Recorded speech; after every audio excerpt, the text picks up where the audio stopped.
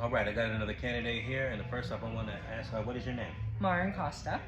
And what position are you going for? I'm running for Seattle City Council District 1. Nice, okay. So, what inspired you to run? Um, I've always wanted to make the world a better place. That sounds cheesy, but and I believe that you should start where you are. And this is my community. This is my city. I really care about it. And I did the same thing at Amazon. So I told my story. I don't want to go into it all, but like I started where I was at Amazon to make change for the better. And now I want to do that for District 1 and for Seattle. And that experience of being fired from Amazon for standing up for the right things, for workers' safety, was very activating. And, the unions really came out to support, and elected officials came out to support, and it's just really clear to me that, we need Teresa Mosqueda has been a great champion for workers on the council, and she's leaving. Oh.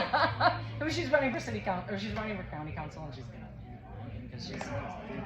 Yeah. And so I want to be that champion for labor. That she left that legacy. Yeah. All right. Now we all know that Seattle is a very expensive place to live. What is your position on raising the wage in Seattle, King County, whatnot? Yep. We absolutely need a higher wage. It's impossible to live in Seattle living on minimum wage today. I would love to see it needs to be at 30. I would say it needs to be at 30. Can we get there right away? Minimum 20. Like, we've got to get it up there. I would love to see 30. Oh, no, I agree with you there. Now, would you be willing to call out companies who union bust? And we have two that's been convicted, of course, and everything being Amazon and Starbucks. Even if they do donate to your campaign, would you still be willing to call them out? I absolutely would. That what I would see as my job.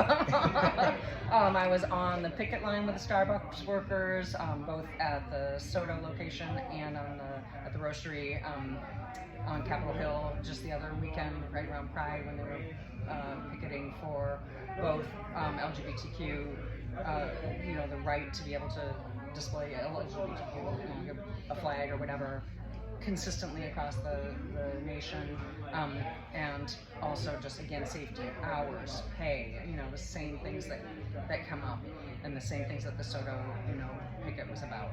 So and then of course Amazon. I've already called out Amazon for unsafe labor practices and not being good citizens of our city and our planet. Amazon being here is a big reason why you can't afford to live here. All the tech workers come in and they can afford to buy whatever at a crazy price, and everyone that works in the city and makes the city run can't afford to live in the city and live near where they work. And so, Amazon needs to be doing more than they currently are. Yeah, you weren't kidding about a lot of tech moving up here. The last decade or so, a lot of tech has moved up here. And it jacks the prices up on rent, and when rent goes up, homelessness goes up. Doesn't matter. I know we have mental and behavioral health and substance use disorder that we're dealing with, but there's drug use in Appalachia and low homelessness because it's so cheap to put a roof over your head. It's like just a fact, and that is what is driving up the rent, prices, and then we're not filling in with affordable housing, subsidized affordable housing at 30% of your, salary or wage, 30% of what you earn. That's where we need to build in tons of that. Yeah, so I guess the final question, and you alluded to some of that, there was a documentary by Como News saying that Seattle is dying. How do you feel about that sentiment and about the public safety in Seattle and other areas? Yeah. I think saying that Seattle is dying is a overstatement. We have such a beautiful place that we live. This region is so beautiful, and I don't think we're dying. Seattle's still growing. I do think we have a public safety problem, and I think the majority of that is coming from the upstream, poverty, substance use disorder, mental and behavioral health that we aren't treating, and we're just sweeping. And we need it, but and then that said, it's not okay for I know that there are workers, SEIU members working downtown, and they need an escort to clean outside, and they need their cars are getting broken into in the Amazon, their security guards' cars are getting broken into overnight when they come out, and like you're not getting paid that much now. I was just talking to Nancy about this. Then now you have to fix your window or whatever got stolen. These, like, we need to make safety a priority for workers. Worker safety has to come first, just like workers' rights have to come first. But that said, sweeping and incarcerating just don't work for these problems that we're dealing with. And some of my competitors would say that we should incarcerate, and it's just like, especially for substance use disorder. Like I said, I have a son who's adopted out of foster. My son adopted out of the foster care system. He has special needs, and he just checks all of the boxes that could end up on the street. And we're doing everything we can, but I sometimes feel like a toothpick in a tidal wave. Like there's, I just know that I have to be realistic that because he has reduced impulse control and trauma and just so many things. So if he's ever out there, I would want him to be safe and be treated humanely. The minute you put your own kid in that, I don't think any of us could ever say, let's sweep them along, let's put them in jail, even though substance use disorder 15 to 40 times more likely to die of an overdose when you're coming out of jail, because your tolerance is down and you haven't been treated. We're not treating the problem.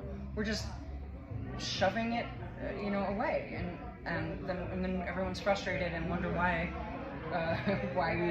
we still have these problems. It's like, because we're spending our money on all the wrong things. Oh yeah, and I agree with that. Yeah, $37 million we spent on sweeps last year. $37 million.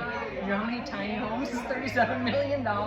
Or safe lots with sanitation and we need to take care of people. People don't have anywhere to go, and they're dealing with sometimes it's one paycheck short of making rent. That's a lot of that. There's a lot of that, and there's a lot of people who have jobs that are homeless. And then there's also mental and behavioral health, and there's substance use. But we're not dealing with those things individually. We're just sweeping everyone along. And we wonder why we still have a problem. Yeah, there's no way I can fight you on that one. I mean, I'm on the same page with you right now. Yeah. And I get it that people are frustrated. I get it that people are feeling less safe.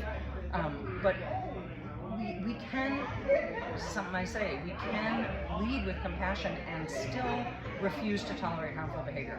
We can have both of those things. It's not an either or. It's not, because we do need to refuse to tolerate, it's not, again, for worker safety, it's not okay, that people can't do their job and they're feeling, unsafe in their job. But, we can do both. Yeah, you can. We can walk and chew gum at the same time. That tells me how old I am, because I know you probably don't even No, I heard that. But hey, that's it. Thank you for your time, Maren. Hey, happy coming out. You too. Hey, we're signing off.